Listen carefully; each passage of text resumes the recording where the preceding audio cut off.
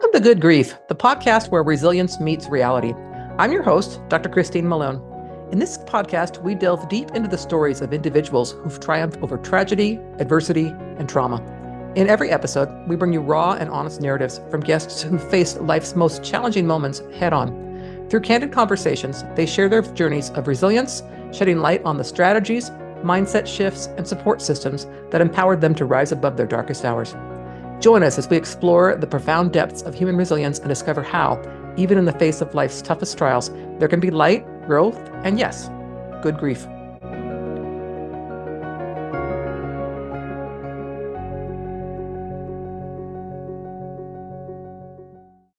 Okay, listeners, thank you so much for joining me for this episode today.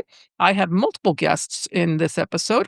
I have Narene Stokes Crosby, Sheila Albers, and Susan Berardi. So Narene and Sheila have a common thing together where they both have lost a son due to police violence.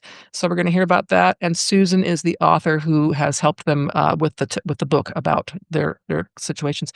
So Narene, we'll start with you. You want to tell us a little bit about yourself?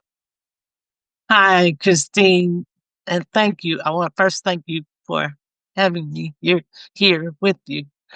I'm Narene Stokes Crosby. I'm 65 years old. I've always had a motto of you learn something new every day. Mm-hmm. I've taught the kindergarten through third grade. That's experience. I've also worked at the medical field for 29 years. That's Okay. another experience. Yeah. So I'm retired now, and I'm out on a disability because some of my health issues, but I believe I'll make it. You got to make it. I got to be strong and Yep. stay strong for myself first, and then for my grandkids. I have 7 grandkids from 19 to 2 years old. So that's a lot of activity going on in my family. Yes, it is. We don't have a dull moment. Let me put it that way.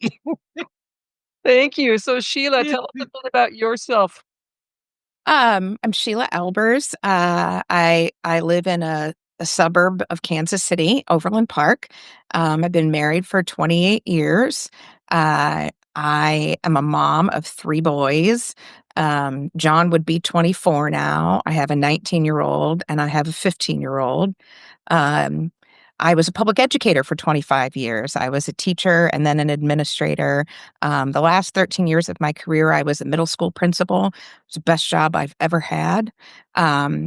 And then for the last 7 years, I've been doing advocacy work around open records and government transparency and mental health. Great. Yeah. All great things to be working on. Susan, I know you're the author. If you just want to tell us a bit about yourself, and then I'd kind of like to know how you came to know Narene and Sheila. Sure. Thank you, Christine, for having us on. We really appreciate the time. And we just think a lot about your podcast and what you're doing for others out there. So I'm an author, and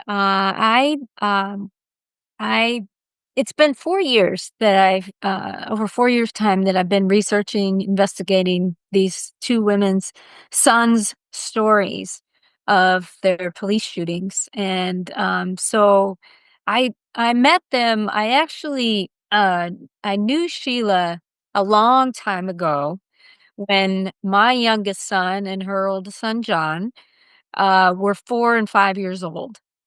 And we lived in the same neighborhood actually in St. Louis, and they played a lot together. And the Albers moved to Kansas City, and we kind of lost touch over time. And it actually wasn't until I saw the news about her son John's police shooting that I reached out, just as someone who cared about the family and cared about her children and who knew John, at least when he was a little boy. And so that's kind of, we kind of got back in touch that way. I was living in St. Louis at the time. And one day I came out to visit and to talk to her about what had happened. And she introduced me to Narene. Narene was a really, really good friend of hers. And I'm sure they'll tell you how they met. But then I got to meet Narene and her story of her son Ryan, and that he was shot by police. And the more I talked to each of them, the more their stories not only were disturbing in what happened, but also were eerily similar in how the police treated them and how the script that the police followed, where it wasn't just burying the evidence and covering up, it was their treatment of the mothers and their blaming of the mothers. So it was from blaming the victim to blaming the mother. And when I started to learn more about both of their stories, I couldn't stop. This story had to be told. I also think, the interracial friendship that they developed, regardless of, of everything they went through, the trauma that they went through, the tragedy, the horrible treatment that they received, their friendship continued to get deeper and deeper and deeper. And to me, that was a true social justice triumph, is the friendship that came out of that, and that still exists today. And when I see the two of them together, I can see the genuineness and the authenticity of their relationship that they have together. And I thought that was an amazing story, both for the tragedy, but also for their triumph in each other and in their resilience. And the thing that they share, of course, that horrible episode that they share, I'm sure only further cement that bond. That's I can only imagine. So I would like to start, before we talk about what happened to your boys, I would like to start to hear about them. So Narene, if you would tell us a bit about Ryan, we'll start with you.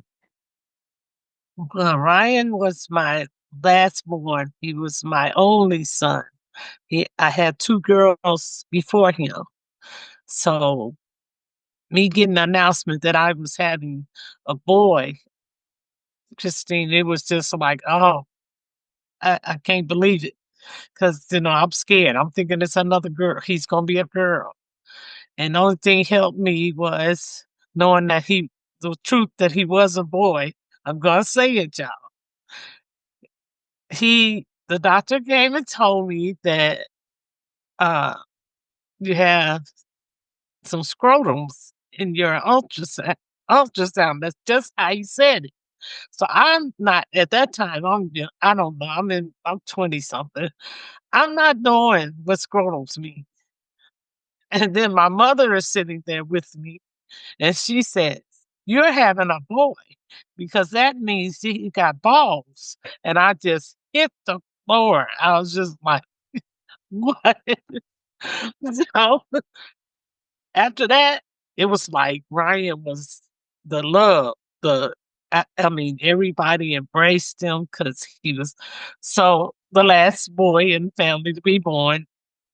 He thought he was the little head of the household. He ran the house because he had two older sisters, and they wanted to treat him like he was a doll. And he said he wasn't having it. Them putting, his shoes on him, they shoes, and just dressing him up. He immediately, 4 years old, he was like, no. So I put him in the sports. I tried him in all the sports. I tried him in baseball, football, basketball, and he was short. Just his stature was short. So I'm like, you'd be better in baseball or soccer or something, but not basketball because you can't shoot. But then he showed us he was determined. He was always a determined boy to show me what he gonna do and can do. He never, gave up in his goals. Yeah. And he grew up as gifted and talented. They tried to say he was a little special at one time, but this lady screened him for me, a counselor screened him, and he got into the gifted and talented. And so he was real smart. He just loved his family. He was just amazing. I had an amazing son, and I knew he stayed out of trouble because I would always be on it. We were the ordinary family, just trying to do our due and live our life and mind our business and leave it as that. Yeah. That's how I brought him up. Yeah. Yeah. He sounds like a kid. Yeah. So, Sheila, would you tell us a bit about John? Sure. So Steve and I at the time were living in St. Louis, and we were trying to have a family. And for unknown reasons, we could not get pregnant. And so we decided to pursue international adoption. And we brought John home from Minsk, Belarus when he was about 17 months old. Um, he was developmentally on track. He had white, blonde, like platinum, almost blonde hair and ice blue eyes. And I'm biased. I thought he was the most beautiful baby, on the earth. Um, I spent the first part of his 18 months old life in an orphanage, in, not an ideal situation. But we brought him home, and we were over the moon. Um, Similar to Ryan, he loves sports. He wanted to be outside, baseball, basketball, football, soccer. Soccer ended up being his big love.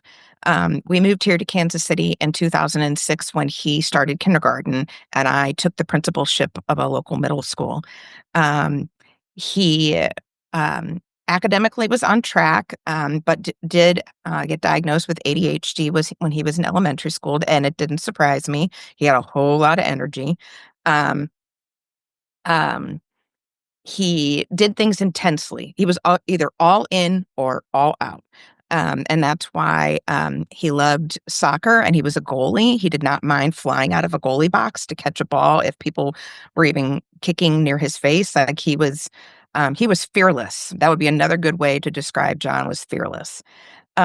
Late middle school, we started to notice some changes. There was an uptick in dishonesty and a change in a friendship group, and um, really starting to struggle with who he was. And by the time he hit high school, he was on a very much of an emotional roller coaster, either doing really well, hanging out with the right kids, great grades, or on the opposite end.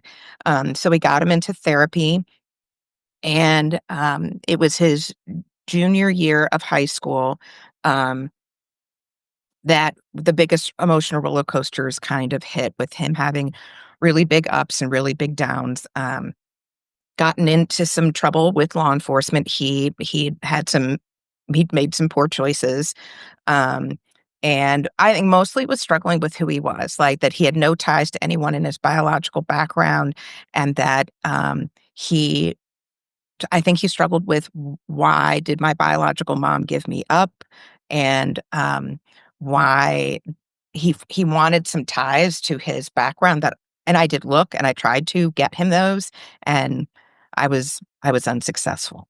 Yeah. Yeah. I've heard that about a lot of adoptions, because international adoptions. So great. Yeah. One of my grandsons has that white hair and blue eyes too. So so you start talking about it, it's like lighting damage. Yeah. So what you both have in common, among other things I know, is that both of you lost your sons due to police shootings. So if you want to tell us a bit about kind of what was going on, where were they? Why would the police suddenly shoot these boys? I mean, what was the story? So Narene, if you want to go first, that'd be great. Well, he was 24. They killed him. And that night, he was a 24-year-old single young man going down to have him some fun with his friends at this entertainment center we have here. It's called Power and Light. But the Black people call it Power and White because they treat us different. They really treat us different. So Ryan went down that night, and they just wanted to hang out a little bit, because one of his friends' birthday, and they weren't dressed properly to go into the clubs. They had a dress code, so they knew that, and they were more casual, just hanging out, flirting with the girls, as they tell me, and all this. So there was a white boy that came up to Ryan and his friends and accused Ryan's friend of stealing his cell phone. just out of the blue, just came up. So they had words, and Ryan's friend pushed the white boy, but then Ryan stepped in between them and like a peacemaker to break it up. Let's go. Let's get out of here. Well, the police see this, but they don't say anything to him, like what's going on or whatever. Because they have like fire extinguishers that were pet with what they call it, the spraying, and they start spraying the young people. Like, Pepper spray. yeah, instead of getting them, trying to talk and get them out. So when they sprayed them, you either drop because it burns, or you run. I mean, your reaction is to run out of it, get out of there. So Ryan and his friends proceeded to run and get out, but the white boy was still saying his phone, and instead of the police telling them to go right up the street, the police department, 2 blocks maybe, up the street from this place. And instead of them telling him to go make a report or whatever, go up there, they spray him and chase Ryan. And then Ryan gets in the parking lot because his friend has got pepper spray, so his eyes are burning. So he gives the keys to Ryan to tell him that, get him a car. And as Ryan proceeds to the car and the police are running, not saying that, it's just, they just shot him in the back. They shot him in the back. I was like, no questions, no communication, no nothing. And if I could just add a bit to that. When Ryan and his friend Ollie were walking, were headed home. They were heading to the parking lot. So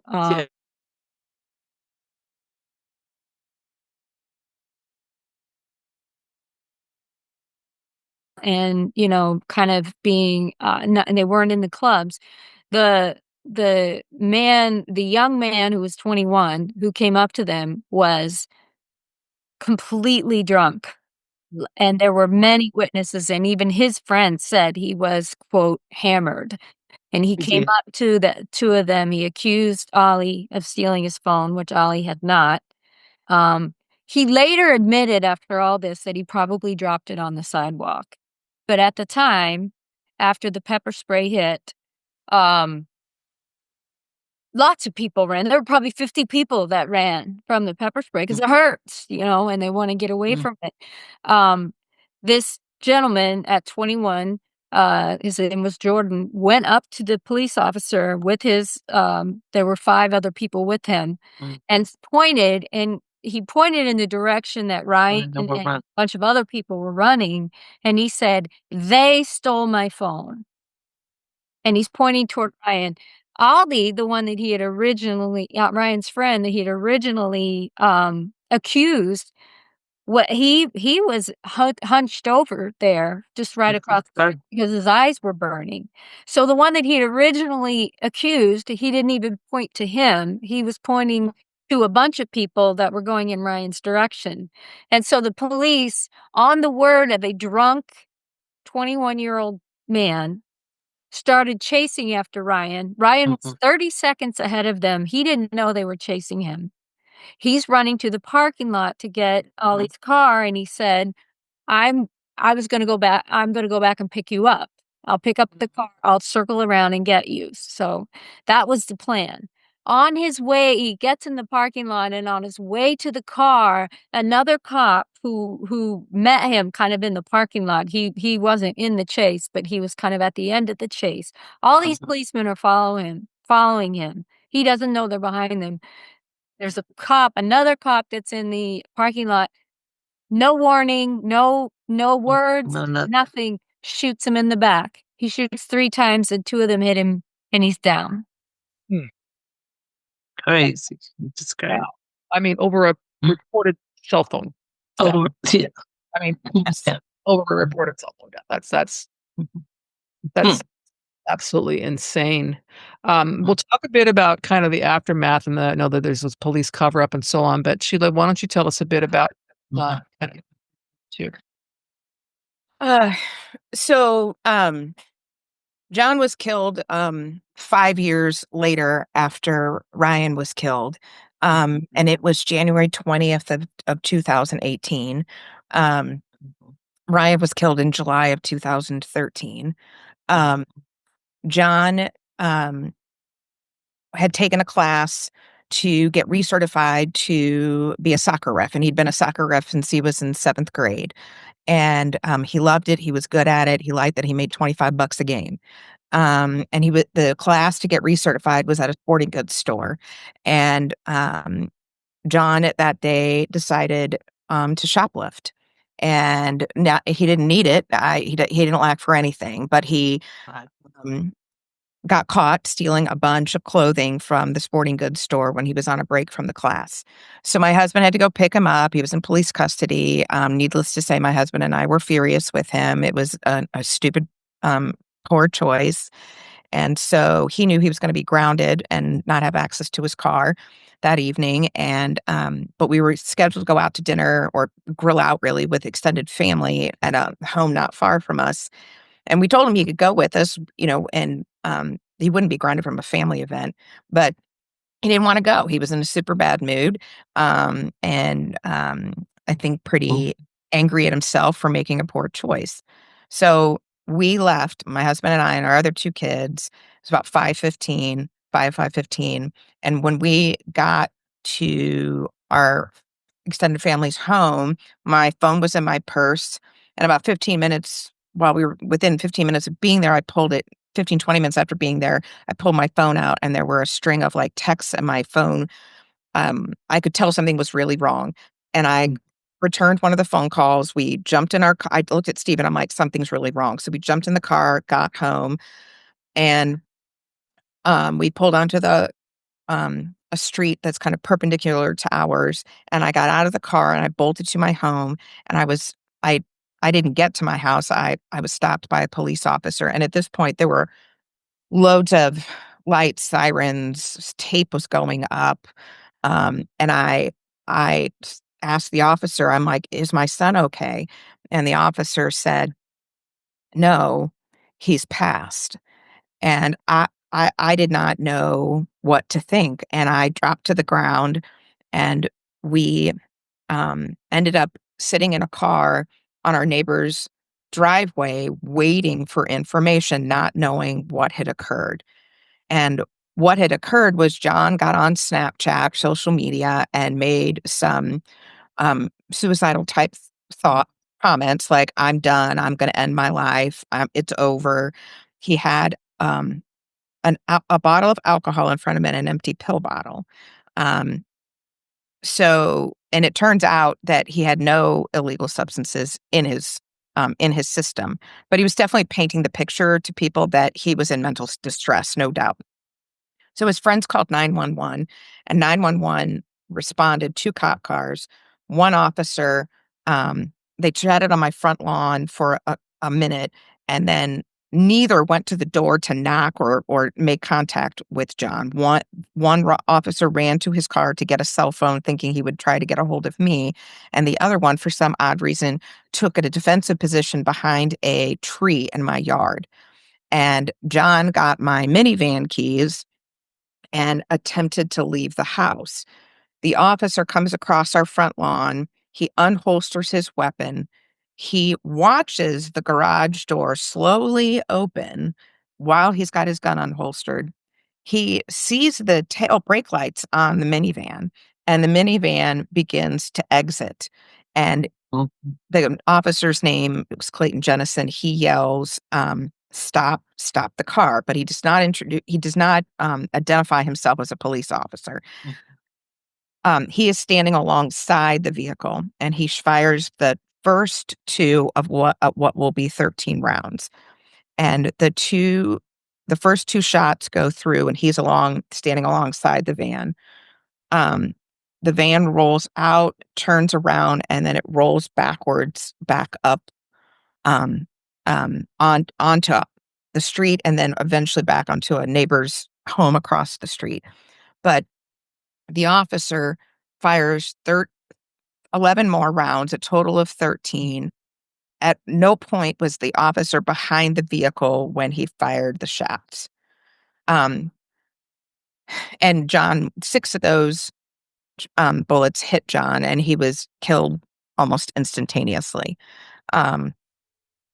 The media release that next day from the police department and then also from the district attorney's office 30 days later state that John rapidly and aggressively pulled out of the garage.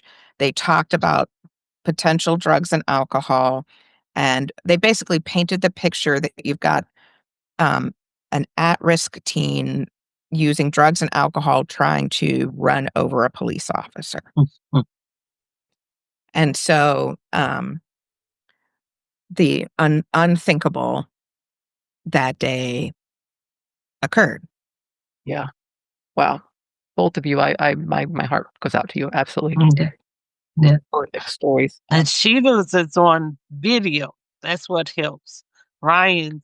We have video. So with video, no charges against the police officer at all? No.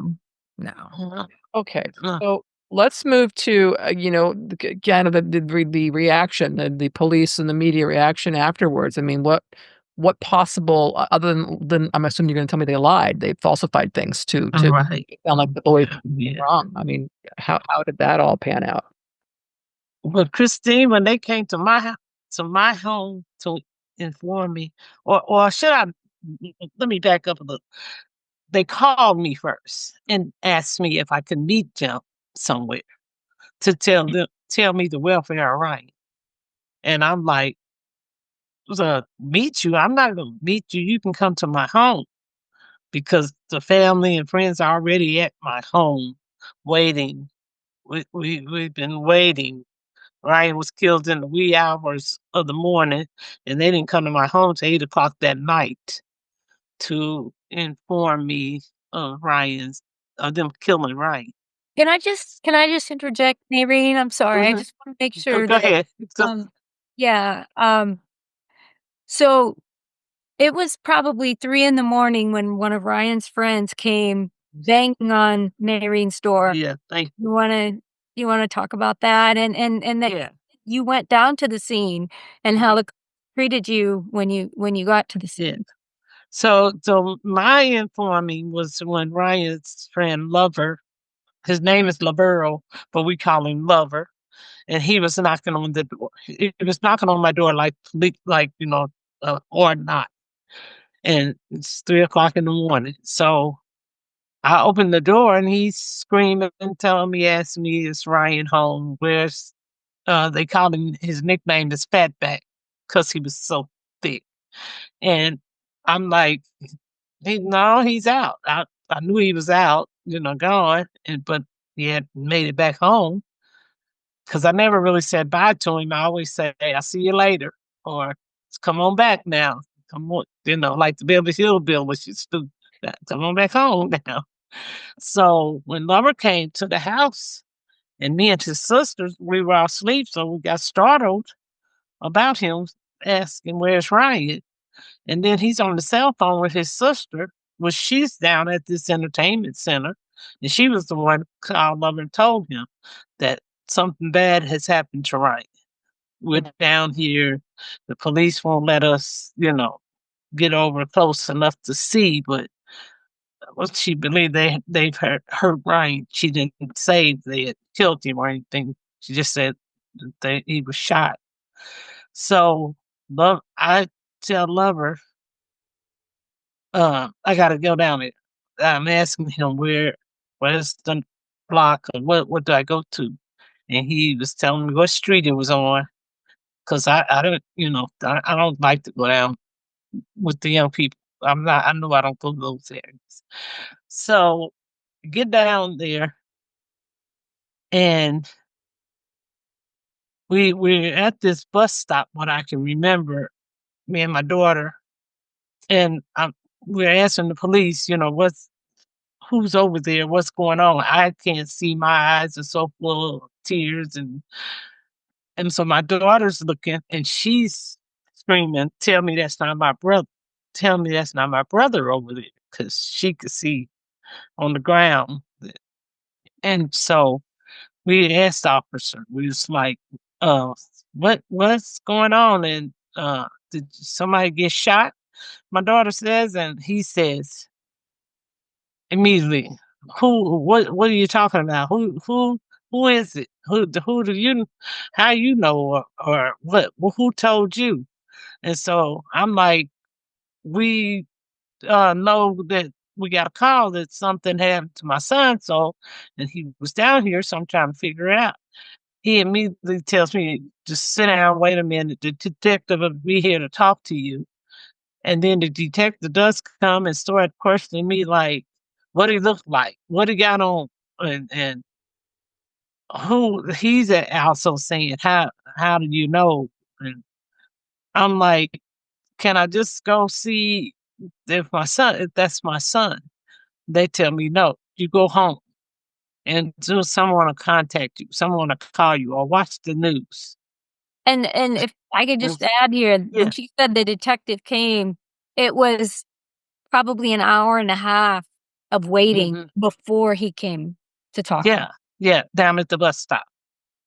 So, they were just treating me so just no empathy, no nothing. It was just like we done killed him and nothing you can do about it, nothing you can say about it. This is what you gotta settle with. So, and I said no. Once I got out of my shop, once everything, I was like, this was my baby boy. This was the only son I had. I need to know why did y'all do him like that? What happened here? Because when they came to my house, when they did finally come to give me notification, Christine, that they had killed him, here comes the second false narrative, the lie. They come to my home finally to tell me the welfare of Ryan. And they say there was a standoff. Ryan had a gun. He wouldn't put it down. So we had to shoot him 5 times in the chest. The whole family, the whole friends, everybody that was there was like, no, screaming, no, Ryan, that's not Ryan. Ryan wouldn't do that. I knew that he didn't even carry a gun. So, I was like, I can't believe this. I can't believe what just happened here. And they made me wait. What was it? 3 or 4 days, I said, before I got to see him, before I got to actually view his body. They showed up to Narene's house, an entire they had enough cruisers that was the length of her whole block. And they drove around the block slowly, all of these cop cars. And an armored van, and a SWAT team comes out of the van, armored, all geared up with machine guns and the whole thing, surrounded her house. Yep. This was her notification. And then they came up and told the story that she said. But, I mean, before that even happened, her niece tried to call the police at around 7 a.m. and tried to call the police station. She was calling all the hospitals, tried to call the police station. The person that answered the phone at the police station, and she started asking about Ryan, the police officer that answered said, you could just watch it on the news, and hang up on her. Yeah. I can't even, I have nothing to say about that. That's blowing my mind. I can't even imagine that. Look at it on the news. I mean, And then Narene, you were going to say that when you finally got to see him, it was at his wake. It was for his funeral. But the day before. Wow. And what did you see? The funeral director calls the family and asks us to come to, view him. And that's when we were told he was shot. The director says, I don't know what they saying or why they told you what they did, but he wasn't shot in the chest, he was shot in the back. So to believe it, he said, let me get the men of the family to come first and view Ryan. And Christine, when they came out and you see men crying and his uncles and his dad and all of them crying, and they used some very vulgar words of saying they shot Ryan in the back. All of us, me, my sister, and his sisters, to hear them, like I said, to see them and hear them say it, and it's true. What they saw, it had to be true. I just lost it as a mother. I was just hurt, angry, not understanding why they uh told me that. I just don't get it. I still don't get it to this day. Yeah. Why lie? I mean, Yeah. exactly. It's not like, especially with today's forensic, Yeah. tell what angle people were at and all that kind of stuff. Mm-hmm. That I just I'm flabbergasted that they would. Yeah. It's mind blowing. First of all, in Sheila's situation, that a policeman's behind the car when there was proof there's no policeman behind the car, and then with Narene, where he's at a standoff with a gun over a alleged cell phone. So right. I'm just stunned about that. So obviously the police have denied these things. They're saying no, the boys brought it on themselves by the shootout, whatever narrative they have. But tell me about the concept of the secondary victimization. So police are somehow does that mean they're coming to say that the family is somehow responsible for this, or what was that all about?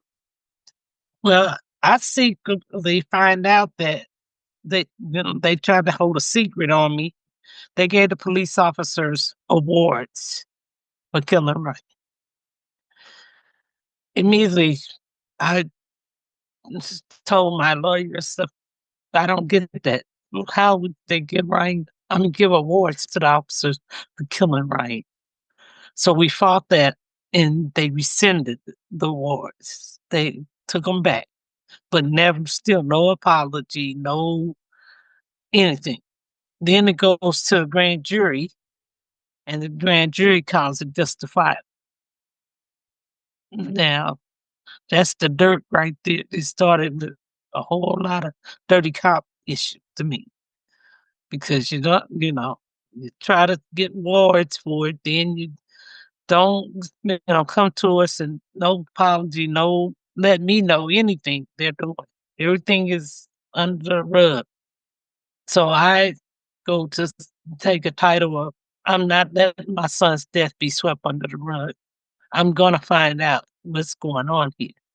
And I'm still finding that, because I still, like I said, don't understand. Out of 12 years, it'll be 12 years in July, how you kill Ryan. So I make a statement of, this is 2025, but they're trying to treat me like we're living in 1968 or somewhere in history. And I feel like I'm with Emmett Till's mother of, my son.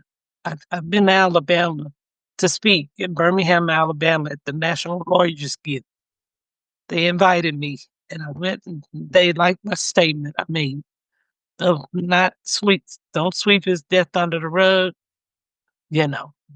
Be change the narrative and give Ryan his good character, because he was a good young man, no record, no drug. When they did autopsy, they didn't find anything to try to put dirt on. And I knew that when they kill someone, the police kill someone, they run you through. They run that record. They run that family. They run your address to see how many times you've maybe been called, for disturbance. So they didn't have anything on us, but they want to put everything like, give false narratives. And then, like today, everybody, Ryan was a good guy. It's like, yeah, the whole. I'm sorry. I would add to that, and Sheila's I know she'll talk about her aftermath. But you had mentioned the term secondary victimization, and I Right. write about that in the book as well, because with both mothers, they experienced this, and the Department of Justice actually coined that term, secondary victimization, which I thought was very interesting that that's where it came from. Right. But what in this case, the secondary victimization is the mothers, and the articles that came out and the police statements and the DA statements were as much blaming the mothers as they were blaming the sons, right? So first it's basically the sons put themselves in that situation. Either in Ryan's case, they were saying at one point in time he was stealing cars. And that came out in the newspaper. And I actually analyzed the journalism, which came from the police statements that they were being fed. And it just was like Narene had to have been a bad mother. Otherwise this would never have happened. And the same with Sheila. And I know she'll tell you about her story. But the secondary victimization is what the police thrive on. And I'm not here to say that all policemen are bad. And in fact, the book is not a national indictment of police at all. It's these two stories. We're talking about these two police departments at that time with these two shootings, and the mothers drive the story. But that being said, this idea, it secondary victimization is something when someone just says, "How many children do you have?" That can, Narene and Sheila, it's hard for them. It's so hard for them to even answer that question. And the other part of that is people can be sympathetic for a while, but after a while they get tired of it and they want you to move on. And if the mothers don't move on, if they're still sad, if they're still grieving, I know with Narene, she struggled at work with that, going back to work. It was kind of like, can we just talk about magazines and gardening and things like that? And so their grief physically can last decades. And there's all kinds of studies that show how it affects their brain, how it affects their heart, their nervous system. And Sheila can also, I'll hand it over to you, Sheila. I'm not trying to put words in your mouth, but it can affect their physical condition for decades afterwards because, anytime if there's a flippant remark given by a DA, that starts their trauma all over again.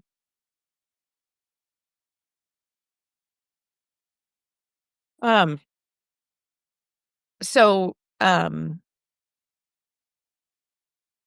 Narene and I have so many things in common, but the way we were both treated after we lost our sons is eerily similar, as Susan said. And that night we waited for information that we didn't get. We didn't even realize that it was an officer involved shooting until my husband, as we're sitting on the driveway of our neighbor's home, my husband kept saying, can we see our son? Can we see our son?" And finally, an officer said, "Well, we're waiting for the OSIT team." And my husband's like, "What's an OSIT team?" And it's called the Officer Involved Shooting Investigation Team. And I live in Johnson County, which is a very affluent suburb of Kansas City. And instead of a municipality investigating itself when there is a use of force, the surrounding municipalities are supposed to be conducting the investigation, which is supposed to make it impartial and independent. That is not true, but that's how they paint it to the public. And my husband said, what is the OSIT team and why do I even care? And they said, well, it's protocol in an officer-involved shooting. And that is the first indicator we got that it was a police officer that had discharged his weapon.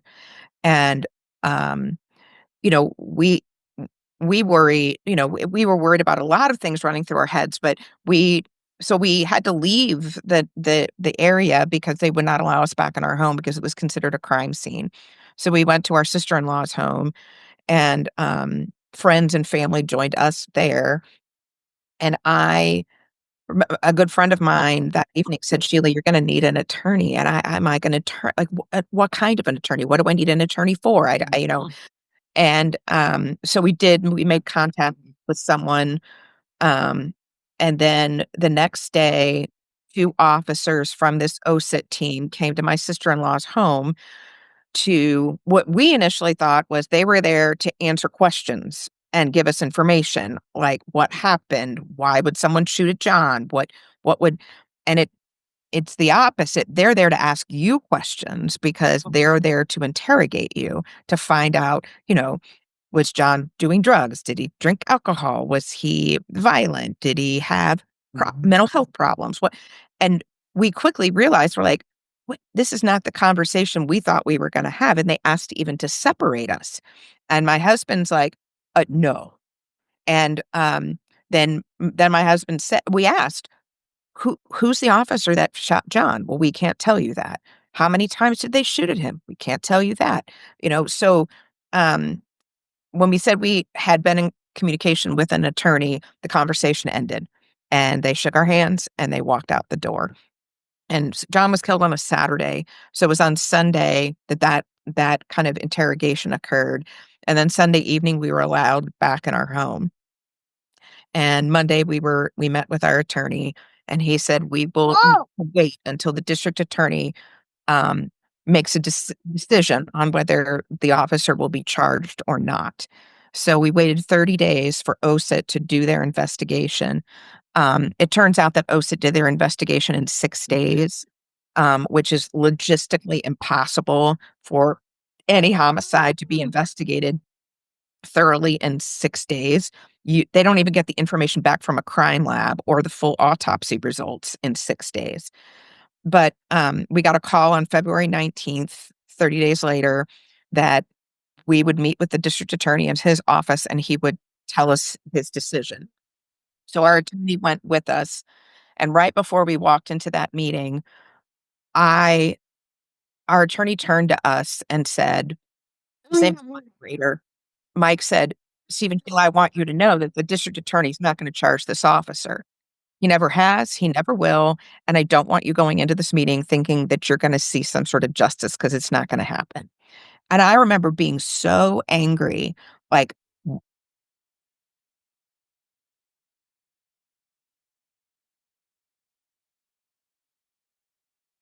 it went down exactly the way he said it would.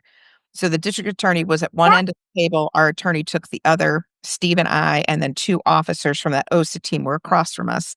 And Steve Howe looked at us and he started the conversation. Steve Howe is our Johnson County district attorney. He said, well, I know nobody really wants to be here right now. That's the way he started the conversation.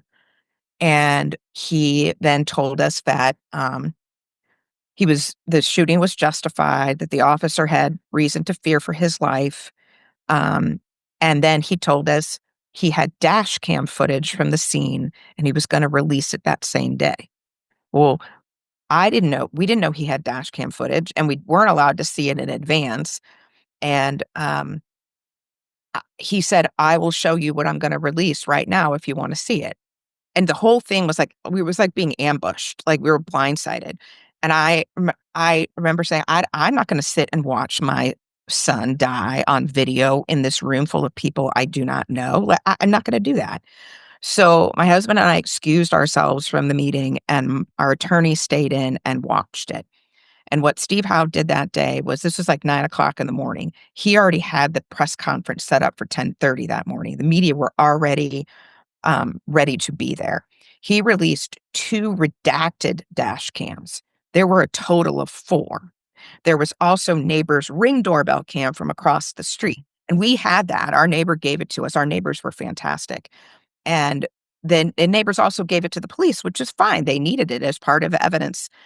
But that the day that Steve Howe did the press conference and did the release, he only released portions of the dash cam and none of the Ring doorbell cam. So the narrative went out from the district attorney's office that the officer was standing directly behind the vehicle as he fired his weapon. So it was like a stand your ground self-defense situation. Our attorney, thank God, hired a good forensic expert, used the evidence that we did have available to us, and we filed a lawsuit in April. And we got lucky in our lawsuit. Well, we had a very talented attorney, and then we got lucky with a good federal judge, and the city tried to get the case dismissed. The judge denied their request, and so we settled with the city of Overland Park um, in late 2018, early 2019. So our legal issues were finished within a year, which is really pretty rare. It didn't drag out forever. It- But it was years later, after the litigation was over with, we made a very conscious decision not to sign a non-disclosure agreement. They tried to get us to do that, and I said, I absolutely will not do that. And I started doing open records requests, and it was a friend of our family who was a retired attorney who had done a ton of them. He taught me how to do them, and I started doing my own.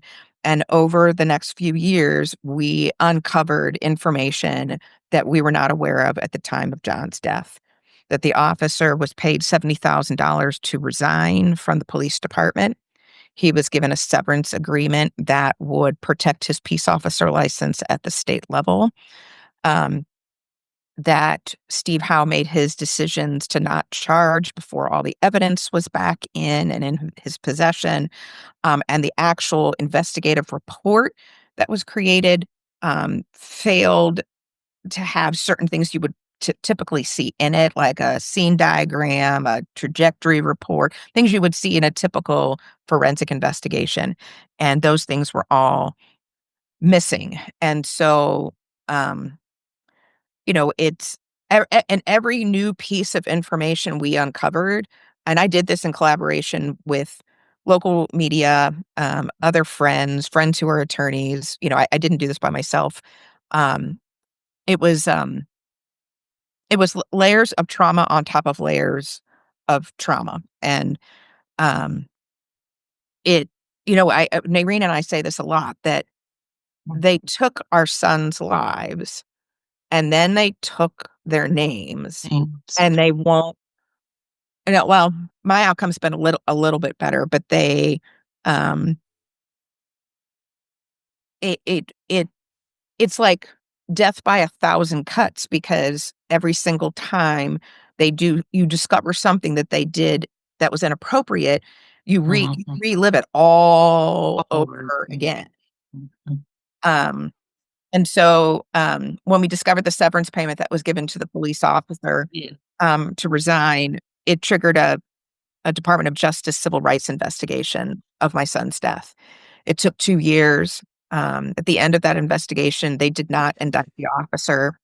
It's much more difficult to charge at the federal level when the charge probably should have come at the state level. The legal bar is much higher. And so, but I did get, and this did give us closure. The Department of Justice wrote a rare 2-page statement about John's death, and they corrected the narrative.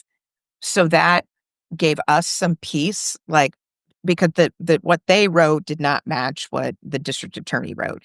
And so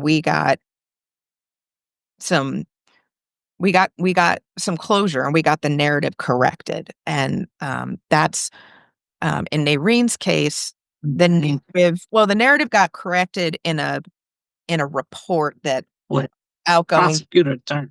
yeah, the outgoing Jackson County prosecutor wrote a report about officer-involved shootings in Missouri, and laid out very accurate facts about Ryan's case. But that report literally went out in December of 2024. And the Kansas City Police Department has never corrected the narrative, ever. They have never said Ryan was not a criminal. He had not stolen a cell phone. He did not, steal any cars. Like and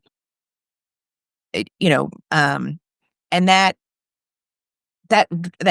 adds to the whole grieving process because you're not even allowed to present accurate information about the person that has lost their life. Right. Yeah.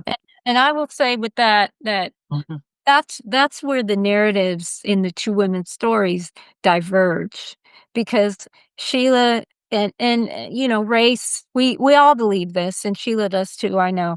Race is a part of this. Sheila Yeah. had her um she got lucky. She had a judge Mhm. that was sympathetic and could see very easily. I mean, the video made a huge difference. But she was at district court, and the judge Yeah. said, basically, he said, "No, this is gonna go to trial. I am not dismissing the case." In Narene's case, Mm. this is This- 3 years later after after Ryan's shooting. 3 years later, she goes to the district court. It's in a different circuit. Mhm. First, Well, they're both federal. They were both federal. Better. yes, yeah, but her district judge says the same thing that Sheila's judge said. We're going to trial. Yeah. This, the And I case is wanted not to try. dismissed. Yeah. The police department appeals it.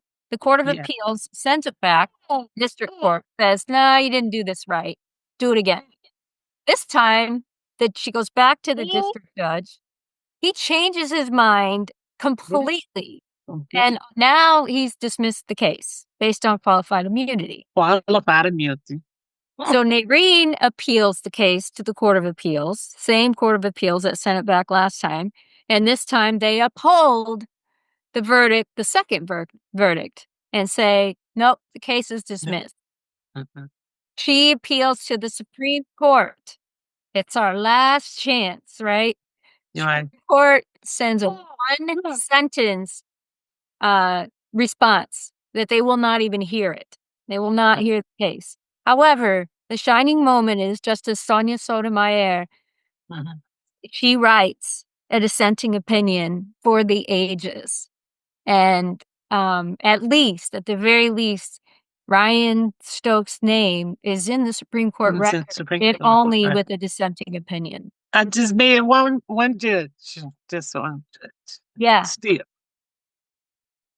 Don't get And that just shows you the power of a DA, in Sheila's case, the power of a DA and the power of these judges. And it's very arbitrary. One judge, he was willing to risk his reputation. If you read the two orders that the district judge wrote, they contradict each other in so many different ways. And when I read the two, I was like, how would a judge even be willing to? I mean, it's so obvious that he's contradicting himself. But that's what happened. This is now 12 years later. And yeah, she didn't get any remuneration. The judges wouldn't even hear it. She never got to trial. Sheila didn't get to trial because they didn't want to go to trial, and they at least settled, which they don't admit guilt with that. And then she found out all this evidence of the cover-up afterwards, which was horrible. And Narene's gotten nothing. nothing. So you've worked together, Susan, with you authoring it to tell the story in the book. It's called Mothers in Arms. Is that correct? Yes, correct. When is that released? Is it coming out soon? Or? Well, we don't have a date yet for the publisher, but what we are hoping to do is gather support for the book for people that want to read it. So many times with books like these that are controversial, it's hard to get these kinds of books published, especially in today's environment and what's going on. And so what Narene and Sheila and I are trying to do is to gain support from Mothers in Arms. Do your readers, do your listeners want to read this book? Right. Do people that are in your networks and their networks, do they want to read this book? Do they think that this is an important book? And the more support we get for it, then the easier it's going to be to have a publishing date that's sooner rather than a lot later. Great. So other than the book, what other sort of social justice things are you ladies working on to honor your sons? Because I'm sure there's more out there. Well, my title is speaking the truth to injustice. So I get invited to for here in the community to tell about Ryan, you know, speak about Ryan and his character and how he was going to be have his own dry cleaners. He was willing to be a business entrepreneur. He wanted to, stretch out because his dad had his own dry cleaners. So he wanted to make it a family line of cleaning. And then he had a little girl. Well, she was 18 months when Ryan was killed. She's now 13. So, we speak on her of how it hurts that she has to look at social media or the family shows her pictures or we talk about her dad that she'll never know, But Yeah. she tells us she feels him. She has had dreams, and I had to believe her that maybe he is. I don't, there was looking over, Yep. So I go out, and like I said, I just came from Birmingham, Alabama in November, speaking, and then I've been invited to Jacksonville, Mississippi, to go down to one of their conferences. The Emmett Till family has invited me. Those attorneys and stuff that work with that, because they made a movie. It was hard to watch, but they made a movie. So Yeah. I'm just out, and then me and Sheila, like we connect a lot, so talking and trying to reach out to people and letting them know we're Yeah. here. Because I took Sheila in my arms. She's my baby, she's my Sheila, because I saw her hurt. I felt her hurt. I just, knew that me and her could connect in some kind of way. I could help her because I know what she was feeling. John got killed, and she was the only white woman, Christine. Yeah. No, me, I believe we bleed and breathe all the same. Mm. I'm not racist. I'm not, prejudiced to that factor. We have white people in our family, so like it's just there. So when Sheila came in, she was the only white lady there that was in that grief moment with all the other mothers. It was like 7 of us, I believe. So when I met Sheila, I told Sheila, I'm the mother of all the mothers. And I think that hit her right there. That statement right there, she said. She didn't want to be with nobody else with me. But she had her pick.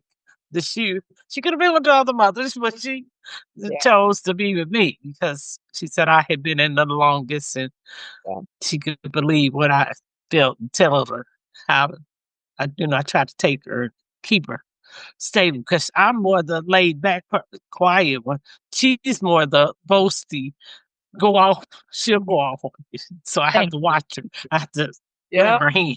I have to grab her hand. And Sheila, I know your activism also includes stuff about mental health, right? It does. So, Narene and I met through a social justice organization who More Squared. They're with the Gamaliel Network, and they're the director of More Squared back in 2019 to 2020 reached out to me and said, "Would you like to meet other mothers who've lost their children to police violence?"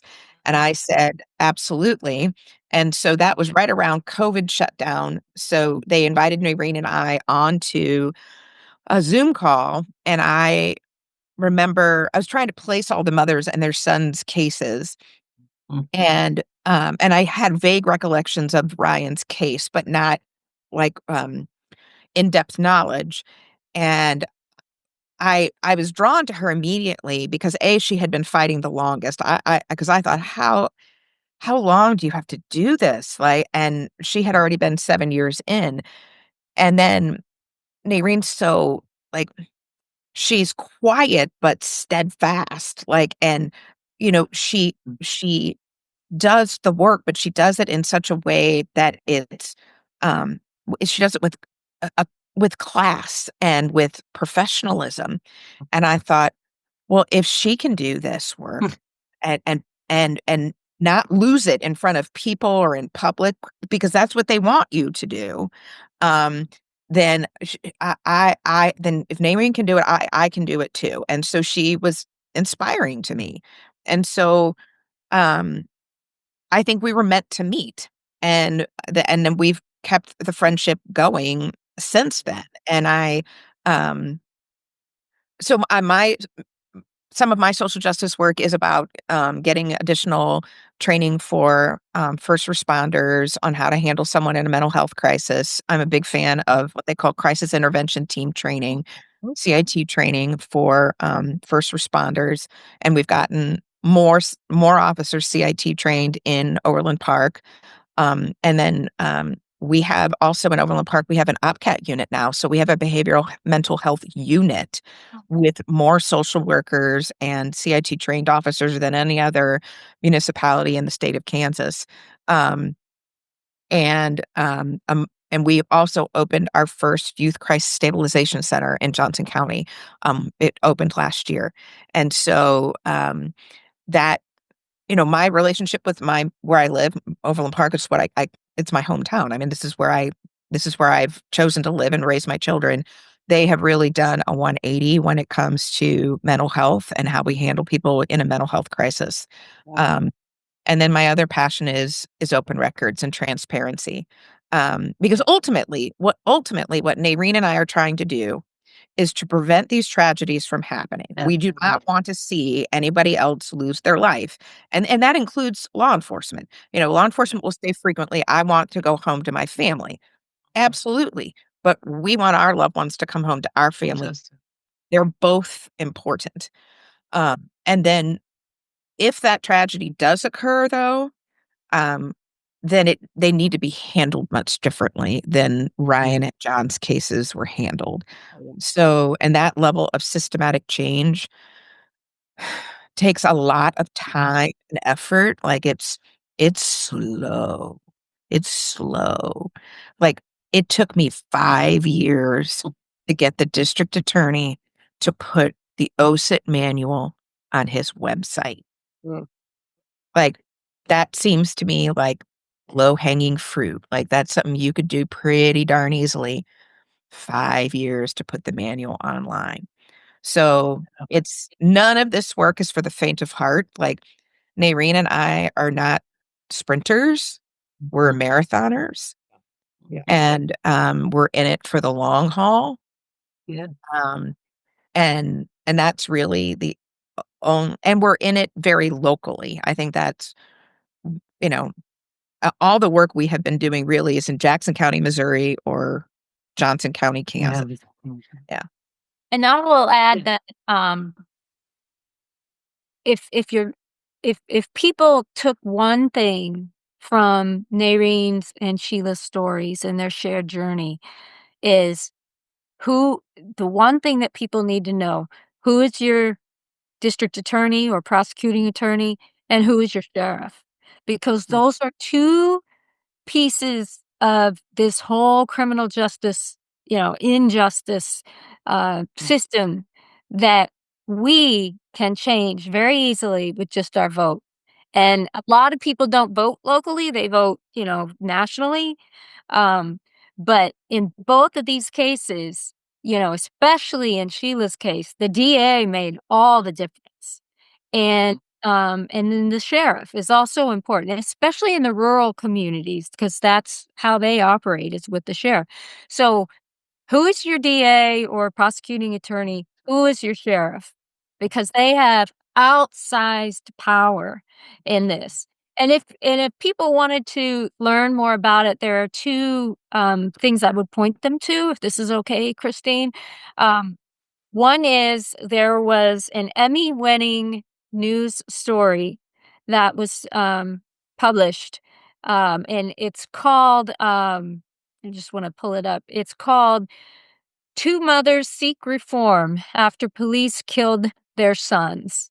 And it's on NBC 41, Kansas City. But if you just look up that title, Two Mothers Seek Reform After Police Killed Their Sons, the reporter interviewed both Sheila and Narene and talks about what happened and also their friendship with each other. It's a wonderful, wonderful news segment, and it did go on to win a regional Emmy for news. And then the other thing I would point them to is an article that was in The Guardian.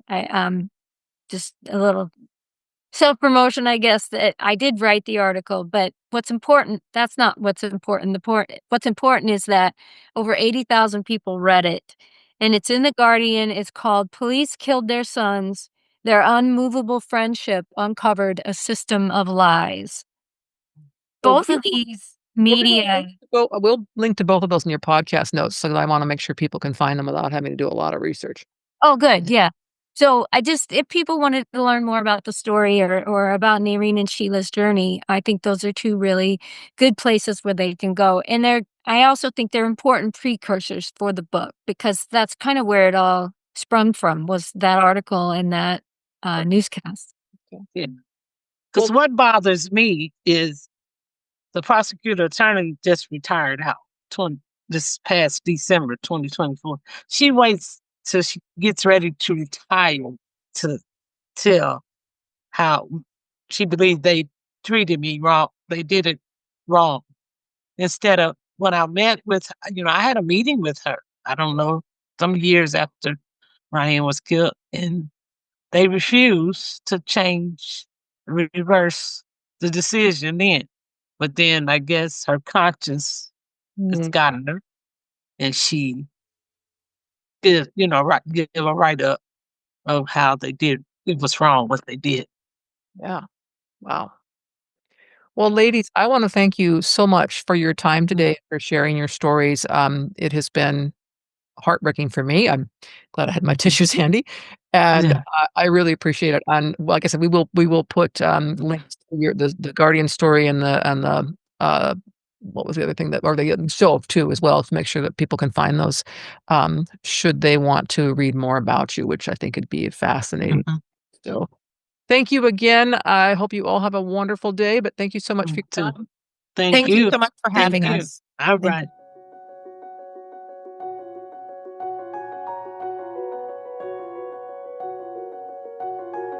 Thank you for joining us for this episode of Good Grief.